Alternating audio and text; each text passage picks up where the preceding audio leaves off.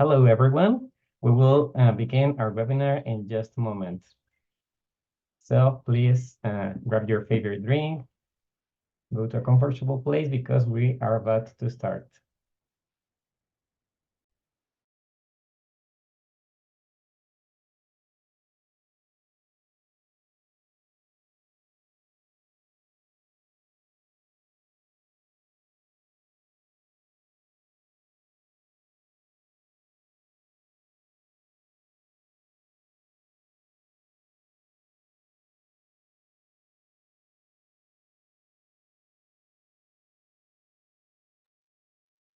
Let's give one more minute to people just joining, and we will begin at 12:02.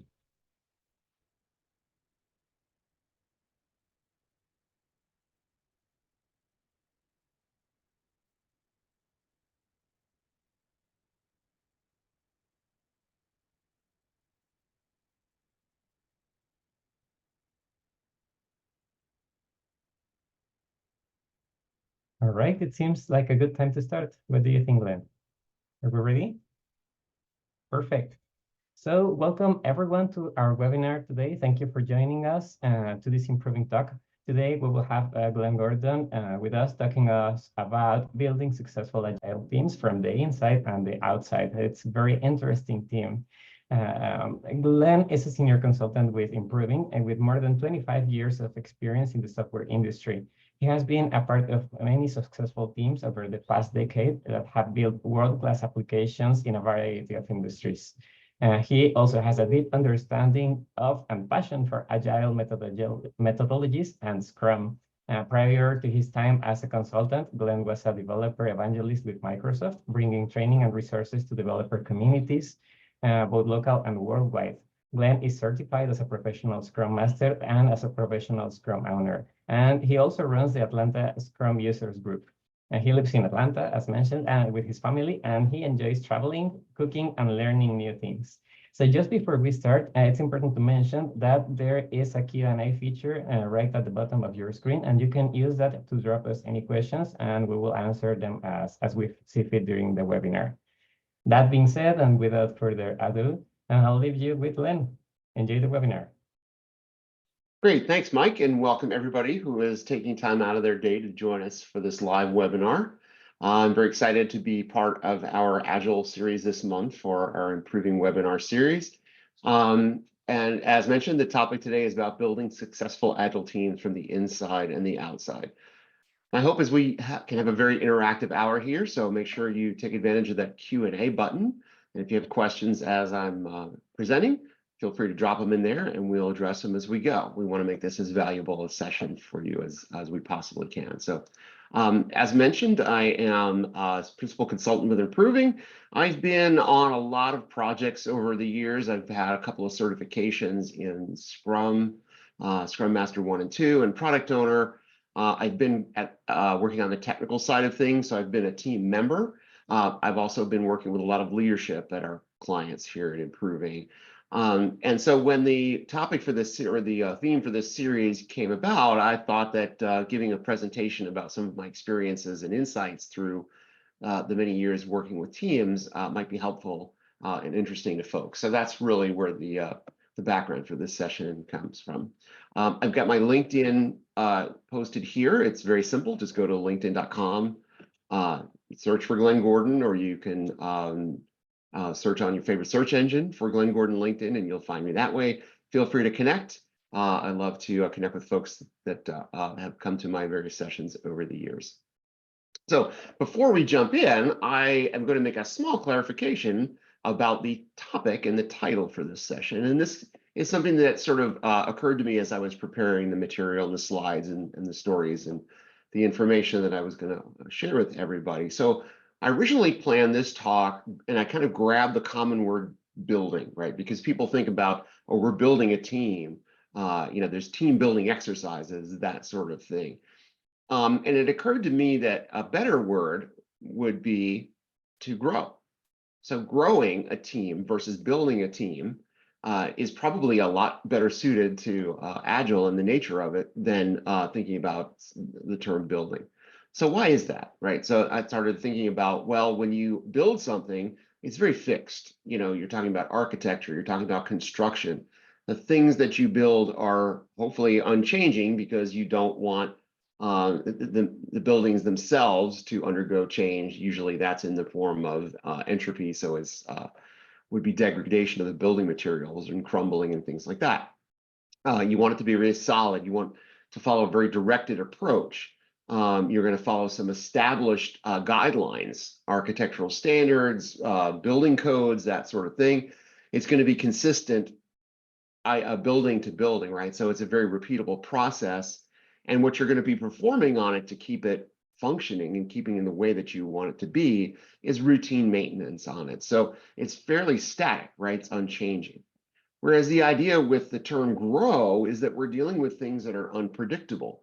There's an individual aspect of each of these things that are formed through growth, whether it is a plant, trees, things like that, or a team itself, right? The things that grow are self-sustaining. So they're providing their own nutrients or providing their own construction of sort of building themselves up more, growing themselves up more, sort of self-regenerating. It's very exciting to kind of see what will form in these things that grow rather than following a blueprint and just saying, well, this is the way we're going to build it because the blueprint says that's what we need to do. They're resilient. They can respond to change. They can respond to earthquakes. They can respond to shifts in the environment, droughts, eclipses that show up from time to time, that sort of thing. And they're very multifaceted. You're expecting to see things that grow to be different than what you expected in the first time. And there's different aspects of things that grow. Some of them may be visually appealing, right? Some of them may be tasty fruit. So all these things, as they apply to the term grow, I think are better suited towards what we're trying to do and encourage people to have successful teams in their organizations, whether they're part of the team or whether they're coming in sort of managing them from the outside or leading them from the outside. So we're going to start the first part of the webinar today about how to grow your team as a team member. And these are just going to be some insights and things that I've picked up throughout the years, but things that I've seen very successfully applied in the organizations that I've interacted with. The first concept we're going to talk about is interconnectedness. And this basically means that we have a sense of purpose that we are sharing, right? We are definitely feeling interconnected with the people. We're feeling that we are on the same path, the same road forward. We're a part of something that is larger than ourselves. We're sort of in it. We embody it, right? So something that I had seen recently that gave me this idea of interconnectedness across a team was a documentary about the song "We Are the World." If you hadn't heard this, and I'm from a generation, if you can tell, where this came out when I was a teenager. It was a charity recording that was done in the mid-1980s. And all these superstars came together in the United States, Tom Petty and Cyndi Lauper and Daryl Hall, just all these singers that were individual superstars. They came together to record this song to benefit folks in Africa. And one of the things that the documentary described was the producer, Quincy Jones, when he had finally gotten to the point of coordinating everybody to be able to come together into the studio to record the single, he put a sign over the door into the recording studio. And the sign said, "Check your egos at the door."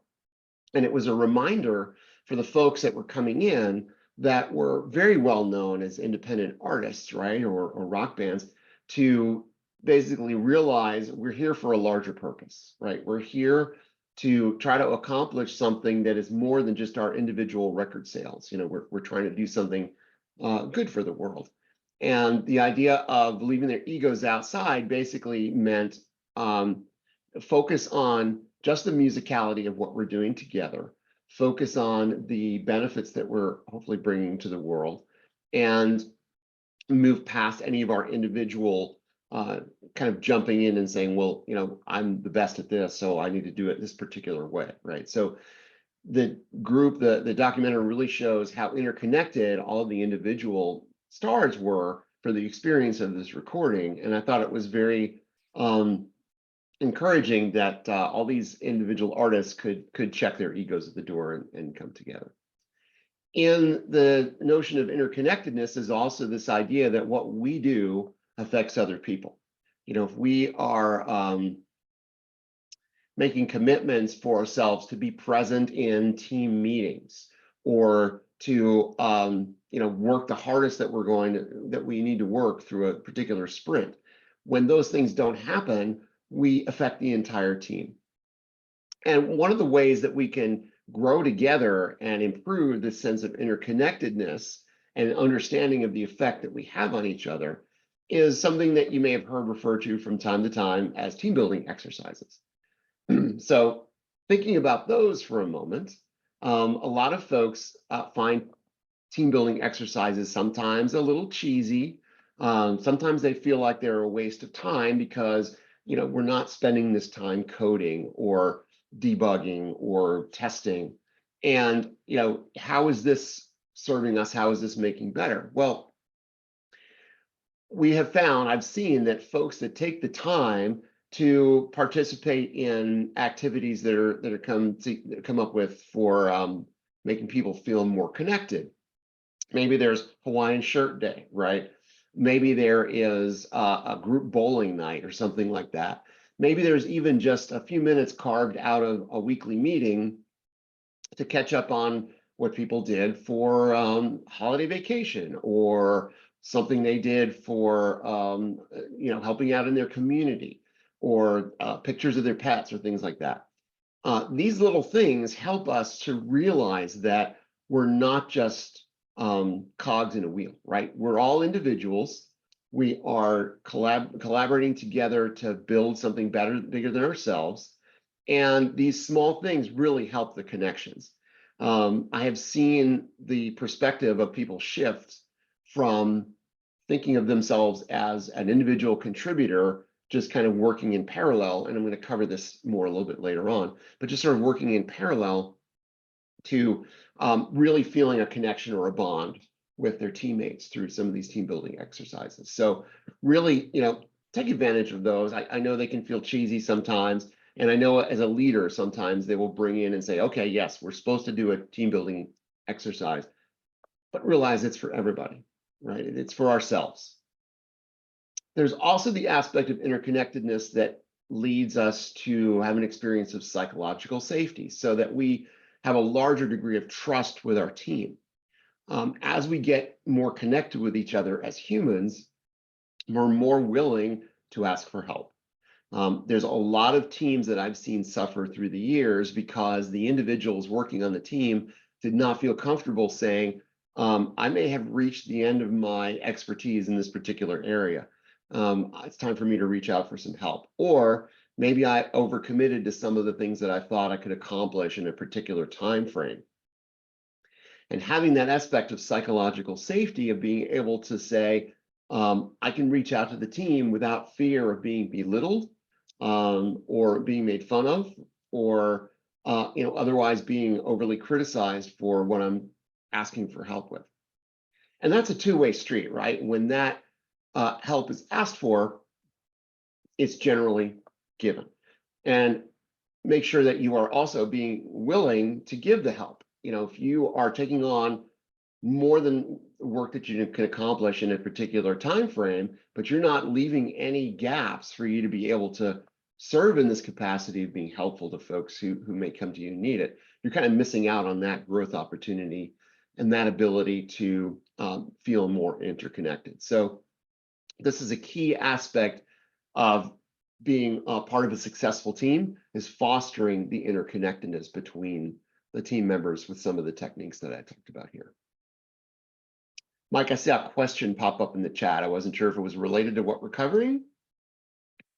Yes, we have a question here that says that we know psychological safety is crucial for agile teams, but how can team members themselves cultivate this sense of trust and openness within the group from the inside? Yeah, I think that goes back to the idea of being open for conversations, being willing to help out when people need help, being committed to the confidence level that is expected within the team. So one of the things about autonomy, and we're going to get to this a little bit later in the talk, is that what happens in the team stays in the team. There's a trust that's built up by having people be honest about places they may need help or challenges they may be experiencing in a personal life that may affect their availability for a particular aspect of work. So always being sensitive to that and open and being honest about your sort of honesty, if that makes sense, can really contribute to that as well. Thank you for addressing that. Cool. I can't see any more questions right now. Okay, great. Thanks. All right, so moving off of interconnectedness, let's move on to autonomy. So from within a team that is granted autonomy, and we're going to cover autonomy from the leadership perspective a little bit later on, but being on the team itself, take charge of what you can, recognize what it is that you have under your control, and sort of own your destiny. And this really is part of the aspects of Scrum and Agile about the team being able to make the best decisions about how to build what it is that the organization is wanting them to build usually through the product owner. When you are making these decisions, you're getting experience. You're sort of building those muscles in being able to make those decisions when they, whatever size they are. And I like to advise teams quite a bit to be autonomous and make decisions about the small things. And again, like I said, that builds the muscles so that when you have these challenges that come in down the line, you've sort of had a good practice of making those decisions. You also want to be professionals about things. We're all software developers.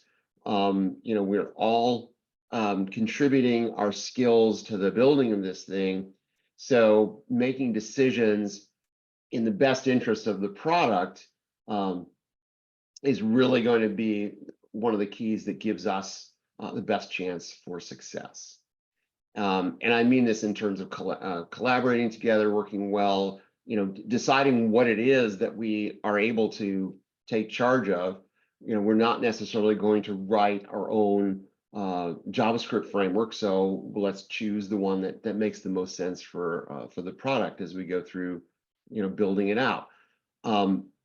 There may be aspects of the business that are not under our control, but we may have some influence on. But within the team itself, exercising that autonomy really gives the team a sense of success of being able to sort of be in charge of their own destiny.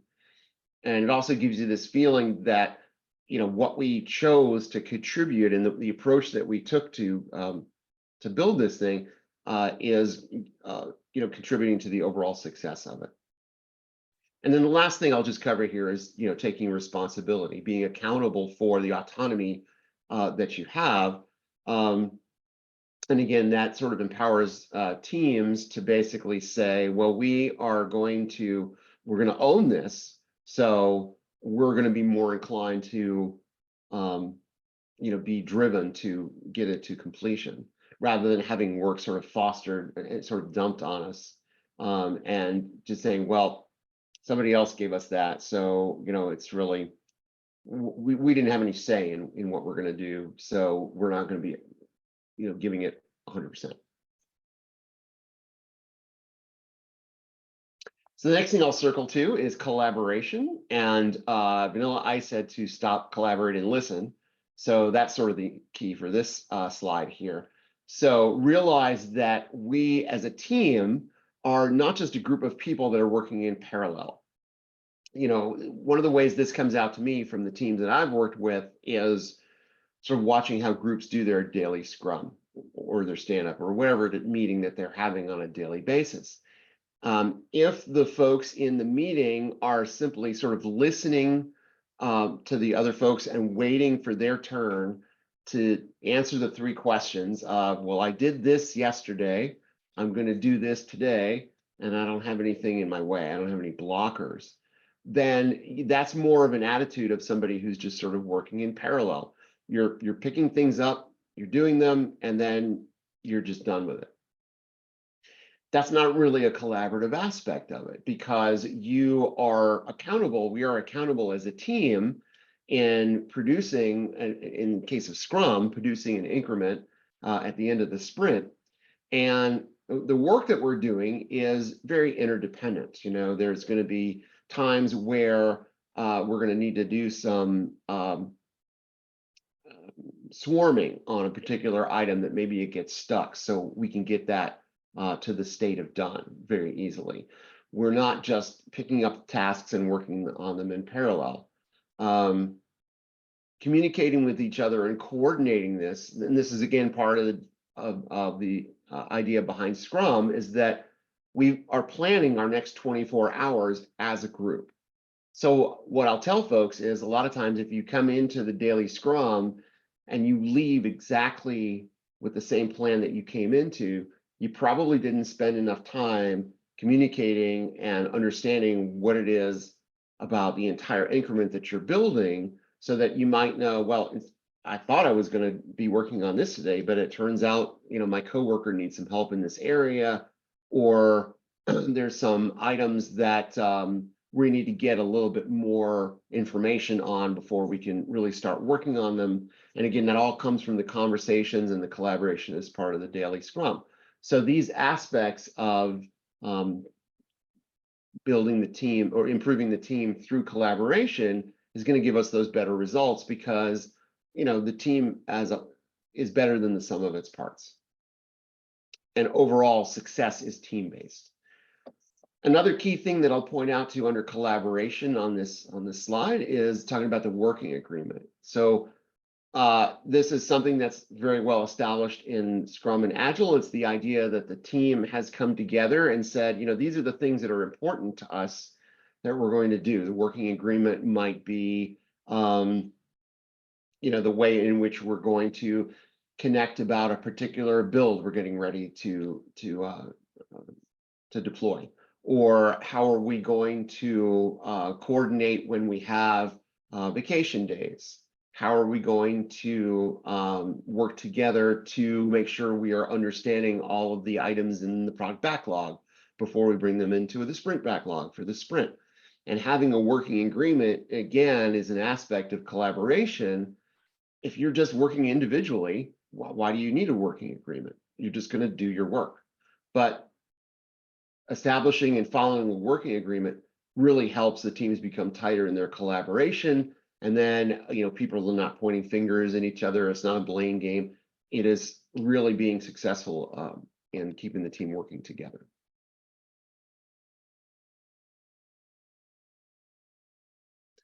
It's also worth spending some time talking about continuous improvement. So as a team, this is one of the things that can help the team grow, not just in individual skills like programming, debugging, testing, that sort of thing, but also in understanding that our way of working as a team can get better over time if we reflect on it, if we inspect it, and we adapt. So what I say here is, let's get better, but also actually get better. And the reason I phrase it that way is because a lot of teams will say, yes, we're focused on continuous improvement. We're always going through the sprint retrospective, and we're talking about things that went wrong, right? And things we can do better. And they'll come up with these amazing lists, and there'll be Post-it notes written on the wall, or items written in an online board, and then they get forgotten about. They're all great ideas, but they get forgotten about. And so putting yourself in a position of being able to take these items that are identified as things we need to improve and making a plan to do it as a team. And again, going back to some previous slides, holding ourselves accountable for it, being autonomous about what the things are that we can improve on, challenging each other, challenging ourselves. This puts us in a better position to be successful by actually applying the changes. And it's a very common practice, and it used to be in the Scrum Guide as well, to take an item from the sprint retrospective and actually put it in the sprint backlog, and then measure success against that. So you can actually see, when we get to the next sprint retrospective, well, we said we were going to get better at communicating, if there's a production issue, or we said we would get better in raising issues to the product owner when we are having some ambiguity about what it is we're working on. And if you can point to instances where that actually happened, then you can demonstrate to yourselves, again, as part of the autonomy, the fact that we're actually getting better at some of these things. And the last thing here I'm going to also mention is on technical skills and people skills. So a lot of groups that I've seen, their continuous improvement was based around, well, we need to get better at the build pipeline. We need to have more efficient scripts in there, or we need to get better at following design patterns. It's great stuff. But also realize that you have opportunities for continuous improvement when it comes to the team dynamics and the way that you interact with each other in the team. So that sort of wraps up the section on individual contributions to making the teams better. Mike, any questions out there around that areas? Yes, actually, we do have one question, and I think it's a best fit for this section. It says that how can the team create a safe space to openly discuss mistakes and learnings during this continuous improvement cycle? Okay, yeah, excellent question. I think this is one of the biggest challenges for teams. And again, a lot of the teams that you might work with are excellent technical skills, but aren't really sort of committed to being open and building that trusting environment. So again, I think just being aware of keeping the confidence level of the team, what stays in the team meetings, we don't share that with management. Being able to be vulnerable themselves, right, and sharing from your own experiences and the challenges you've experienced. Not judging people if they've got skills lacking in a particular area, just being open and being more approachable can definitely do that. There's some team building, I hate to use the term, but there's some team building exercises that can sort of build that skill of vulnerability and trust. And I've got a few resources at the end of this slide deck. I don't think I have any in that particular area, but I'm happy to share them in a follow-up post to LinkedIn after this session to give some more specific guidance on how that can be fostered. And it's really a two-way street, right? The organization has to foster it as well. And that is something that I've got in the follow-up section. Awesome, thank you. No more questions. Okay, cool. All right, so let's change our focus here a little bit and say that you are a team leader, you're in your organization, and you are trying to provide the best environment for Agile teams to grow and be successful. So what are the things you're going to want to focus on there? So one of the first areas you're going to want to focus on is empowering your teams. And, we've heard this term a lot. We want to give the team space to be successful. But again, I will emphasize, actually give them space. I've seen a lot of organizations that say, oh, yes, we empower our team, but then they sort of swoop in and try to micromanage, or they're asking for more specific updates at a very low level. They're not giving those teams, as indicated in this graphic, sort of the key to control their own destiny. And that can result in a lot of teams feeling the sort of hypocritical approach of, well, yeah, on the non-important things, we're going to give you your own space. But if it's really important, we're going to step in and, take charge there. So what is it we're trying to build, right? We're trying to build a space in which teams are free to experiment and get successful results that are even beyond what we would have predicted for them with just, again, using the term building the team, right? So giving them this space actually involves stepping back and ceding control to the team in times of where you think it may be detrimental, right? Because it's a learning opportunity. you want to make sure that you are not just giving them sort of softballs and saying, well, you have space, you have empowerment. You want to actually do it for real. Another way that you can empower teams is by keeping them consistent. That psychological safety we're talking about, that doesn't happen overnight. It happens through many times of going through challenges of being up against an obstacle, needing some help, needing to reach out, needing to be in a place of being more vulnerable, and then seeing that succeed, right? Trusting your teammates takes a while to grow. And sometimes leadership doesn't really view that internal workings of the team through the lens of the overall benefit that it's bringing the organization. They're kind of just seeing cogs in a wheel. They're seeing numbers on a sheet. And so they're saying, well, we can swap some people out and it's, how's that going to make a difference? They're all just, everybody's just programming. When in fact, it's the formation of the team and what comes out of that empowerment through the team's autonomy and interconnectedness is going to make them be the most successful. So as a leader, it's important that unless it's absolutely 100% out of your control, keep the teams consistent. Also, when you are empowering your teams, you want to pivot your approach to watch more for outcomes, not output. This is sort of a classic one that we see in organizations, is that sometimes the leadership is looking for numbers of lines of code as a metric, or numbers of passing tests versus failing tests as a metric. That's output.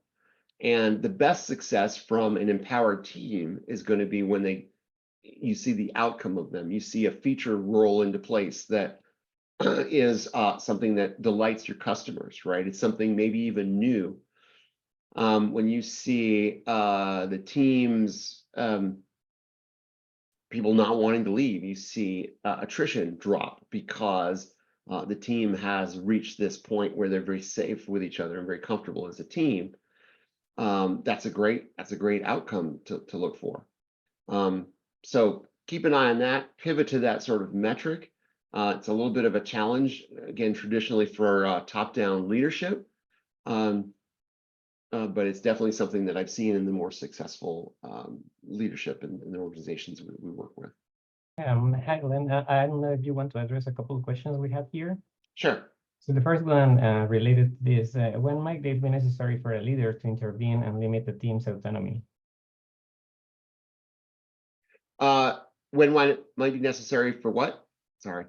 For a leader to intervene and limit the team's autonomy. Oh, okay. Yeah. So there's definitely a balance that has to be struck. And generally, and I'm going to refer back to a presentation that was last week from a colleague of mine on leadership. And the presentation talked about skin knees versus broken bones. And the idea there was the amount of autonomy that you can give to the team is sort of a reflection on the potential risk. But you, again, want to be careful with tempering that, of not pulling back control too soon. So if the team is at risk of a broken bone, something major for the organization, then you may want to intervene with that. But generally, if they are going to suffer some sort of setback, let the team experience that on their own. And that would be sort of the skin knee analogy for that. And this is from, if you have a kid that's learning to skateboard or something like that. So the idea is that you're giving them that space to have even some mistakes make that you wouldn't be necessarily 100% comfortable, but if you're 80% comfortable with it, 70% comfortable with it, let them do it. Let them build that skill. Let them have that experience.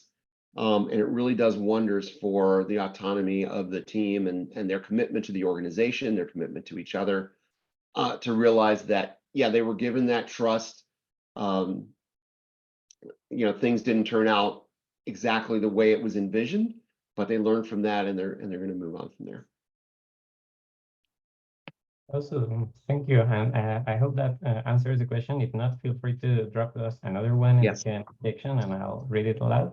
And there's another one quite related that says, how can leaders strike a balance between providing necessary guidance and giving teams the autonomy to make decisions and own their work?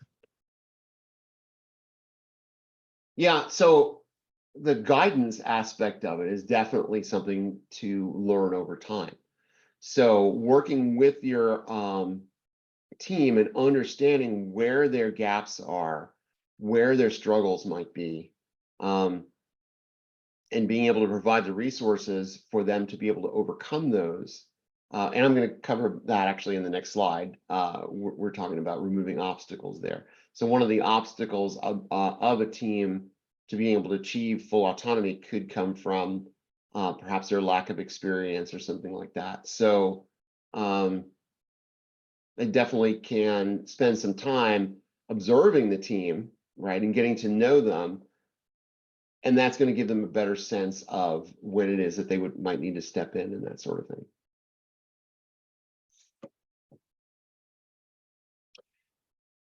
So the last aspect that I'm going to cover here on empowerment, and then we're going to move on to removing obstacles, is to stop focusing on rewarding individual achievements. And again, this is one of those things that seems counterintuitive. You know, if you are a leader of a team or a management and you've got a real rock star on your team, if you are focused solely on rewarding those individual achievements, you're not really rewarding the individual for helping other people out. And if that's the behavior that we want to drive, as we've been talking about for the past 30 minutes or so, of being less focused on an individual achievement and accomplishment and being responsible to, accountable to, and supportive of all the teammates, then the sort of traditional way that organizations reward achievements kind of needs to get changed a little bit. So we had this in some of the teams that I've worked on, that there were actual awards for help your coworker out, and people would nominate each other, and it was very successful in driving the team to be able to share with each other, ask for help when needed, offer help when it's been asked, and just as a different metric, help that way ultimately grow the team into the best team that it can be, rather than focusing on those individual achievements. I've seen this be successful with organizations that are really trying to focus on retention, because again, if the team is a great place to be, people are going to want to be a part of it. Cool. All right, so moving off empowerment, let's talk about removing obstacles. A lot of times in an organization, you're going to have teams that are, they take their autonomy to the point at which they can take it, and then they kind of get stuck. There may be obstacles in the organization that are out of their control. And these would be things that they're either going to share directly, or you may hear about that through a Scrum Master or something like that. And again, I'm going to emphasize here, instead of just paying lip service to saying, yeah, we're going to remove that obstacle, actually make it happen. This is not a place where, as a leader, we would want folks to come through and say, well, that's just how we do it around here. Taking the concerns of the team at face value really contributes, again, to their psychological safety and being able to share those concerns in the first place. And then it gives them confidence in leadership of that, wow, those folks are not going to come in and micromanage us. They're going to champion us from the outside. And this is a great opportunity to also have conversations, going back to the comment from a few minutes ago, about how does the leader know when they need to step in? How does the leader know how much autonomy to give to the team? And it's all these conversations related to potentially things like requesting obstacles to be removed. It's also important to note that change takes time, right? So if we are changing some things about the organization to get obstacles out of the way, That's something that has to be, in some organizations, coordinated with multiple departments and multiple enterprises and multiple product teams, perhaps. So these changes are not overnight. However, assuring the team that you are making efforts and making headway in removing the obstacles is, again, a great way to build trust between the team and the leadership, and not just, like I said, providing lip service to saying, yeah, we're going to look at that, and then 6 months go by and nobody's looked at it. So take advantage of those channels of communication to update the status of things, talk about what can be changed, what can't be changed, and really think about the difference between those two in working with the rest of the organization on behalf of the team. Mike, any questions come in about this topic or anything really? Not too far, unless they are typing in. Okay, awesome.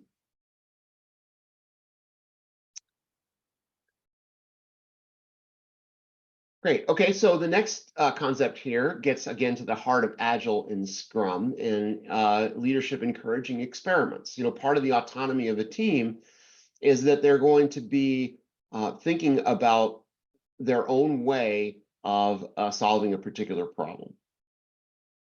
So in this experimentation, we want to be very careful about the idea of punishing failure, because if we treat things like not being able to commit to deliver all of the items that were forecast in the sprint as a failure, or having a bug in production as a failure, if we continually punish that, then that really stifles the creative energy of the team and their ability to feel like they are part of the ownership of something. So we want to make sure that we are encouraging teams to take chances, conduct experiments, we learn from them. And again, this is the heart of Agile, right? If we embarked on doing things because we thought we knew everything, or if we waited till we thought we knew everything, that's wrong. We don't know everything. Part of Agile is putting some things out there and getting feedback. Part of Scrum is inspection and adaptation. So we see what it is that we produced, we see the way it's being used, we make changes to it, and we try again. So it's again about learning as we go, learning about the market, learning what people are using, what features do the end user need to have. This whole aspect of building a product versus building it or growing a team, you kind of need to weigh those, right? If we're focused solely on building the product, then we don't have much concern about the welfare of the individuals on the team or their opportunities for developing as an employee or as a human, right? We're focused on just getting that thing out the door. There's a lot more benefit long-term to the organization to invest in growing a team, and out of the team, that team will build great products. And then that cycle repeats itself. And as you go through, as teams go through these various experiments, they get better at running experiments. So some of these feedback loops can really be shortened. If we were waiting for our customers to complain about a feature versus do we add some telemetry to the feature to see how people are using it? Do we start up a user group or some way to assess our customers, how they're using the system with some surveys and some interviews and things like that? Part of developing those techniques for gathering information about the experiments that the team are doing, again, is an area that the team can have some autonomy about. So again, this feeds into the idea that the team is autonomous and is working at the best for the best interest of the organization, and that an individual failure, as long as we start labeling it that way, we take the takeaways or the learnings from the experiment and then use that to build a better team. We talked about this a little bit earlier, but it's worth repeating here. Again, the teams themselves are not building blocks, right? They're plants, they're trees. Thinking about swapping out a block during a construction, swap one brick for another, it's still the building, right? In terms of a team, you can't just say, well, let me plant additional plants in this planting bed and I'm going to get fruit the next day. It doesn't really work that way. You're going to be disappointed. So again, commit to as much as you can, keeping the team consistent, and it helps grow that interconnectedness. One truth bomb I'll kind of drop on this slide is that you, as an organizational leader, you're not on the team.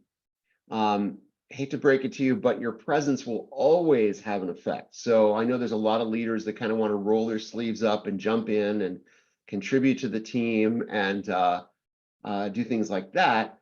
But there is definitely this idea that it's not as safe a space, or might not be as safe a space, if leadership is kind of jumping in all the time.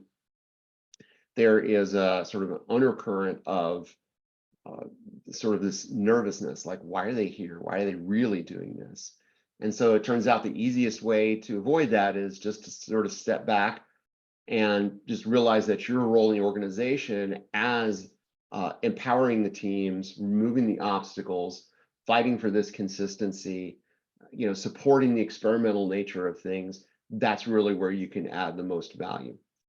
That's not to say that you should be disconnected from the team. Just realize that you are not a part of the team. We have a question regarding this topic. Great. So it says, considering the webinar's emphasis on empowerment, knowledge sharing, and continuous improvement, how can we best adapt our Agile practices to effectively integrate new team members while maintaining a high-performing team? So yeah, incorporating new team members, boy, there could be a whole webinar on that. Yeah, so when you do have changes into the team, it is, again, an autonomous nature of the team of, how are we going to best onboard this person? What is the best thing for them to be given? So, or what is the best thing for us to allow them to take and pick up with and run with? And again, I've seen organizations that, the manager will walk the new person into the room and they'll say, okay, here's a new person. Let's meet them. Their favorite color is blue. And okay, here, give them these 7 tasks. But it's really up to the team themselves to decide how best to onboard and incorporate that person into their team. It may take a while of mentorship. It may take, again, having some gaps in each individual's level of commitment in terms of the amount of work that they've signed up for. And as part of that onboarding, there's obviously going to be some disruption to the team or changes to the team's output.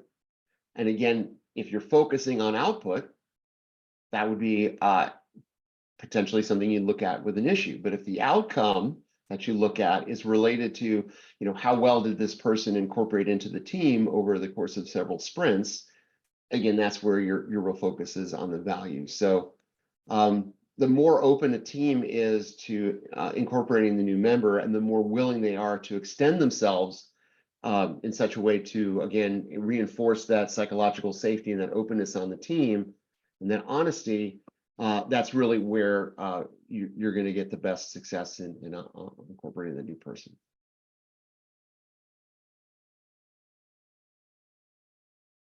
Thank you. There are no more questions right Cool. now. Okay. All right. So I'm going to wrap it up. Some final thoughts here, and then a couple of resources, and then that will be it for today. So as I alluded to at the beginning, teams are grown, not built. So agility by its nature requires that we have room to innovate and learn. We learn about each other. We learn, what people's preferences are. We learn about our work styles. We learn about the organization. We learn about the market. We learn about the industry, right? This idea of performing small experiments in all of these learnings, and then using the feedback from those experiments to change our direction and go in a better way. That is, again, all part of agility. It's also important to realize that not every step is a step forward.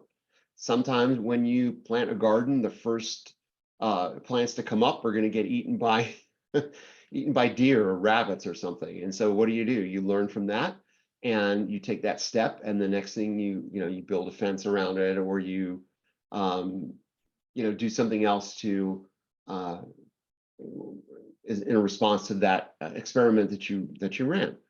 But again, in the organization, providing the safety for this, providing the ability to have learnings and takeaways from the experiments and not labeling them as a failure and things like that, ensures a constant forward motion of the organization and the teams.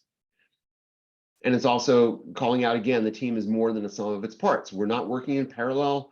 We're not individual contributors that are just sitting down and cranking out code. We are building something, and as an Agile team, as a Scrum team, we're building a product, and the interconnectedness and the dynamics of the team is going to make that a more successful thing. And when we have these moments of humanity kind of breaking through just the day-to-day work, that really lights us up as people, and it gives us motivation and encouragement that it's more than just writing some code and debugging code. And the final thought here: continuous improvement includes getting better as a team and as an outside leader. Reflect on the last time that you had a team that you were working on that met a challenge, right? Did you guys overcome that challenge, or did you sort of devolve into every person for themselves? It's very hard to meet the difficult challenges in a team-like way if you don't meet the day-to-day regular work in a team-like way. Same thing is true of leadership in the organization. When you see the teams that you're responsible for as an organizational leader be successful, because of the space that you're giving them, you're taking that feedback and then you are applying that to yourself, and hopefully the others in your organization that are responsible for teams or sort of overseeing teams as well. So the core message there is don't atrophy. Get better, become a better team. Reflect on the teams that you've been on. Have you ever been on a team that had just super rock stars and they didn't check their ego at the door, like the We Are the World folks, and everybody was super smart and everybody was cranking out great code, but you just didn't want to be there, right? And then think about the teams that you've been on. They may not have been the most advanced programmers, but what was their nature? What was it like working with them? That to me is arguably the better team to be on. Just to give you a couple of resources, these are on scrum.org, and again we can share these. I'll share these through a LinkedIn post after the seminar. Don't be hyper productive, right? Don't focus on productivity so much that you forget to leave space for growing the team, growing your skill, growing your getting to know your teammates, onboarding new people, as that question mentioned earlier. You can't always be sawing. Sometimes you have to stop sawing and sharpen the saw. Don't be afraid of growth. These again alludes to the whole experimental nature of things. Don't let fear of failure because of the way the organization, or sometimes even yourself, might view failure. Don't let your fear of that stop you from trying something new.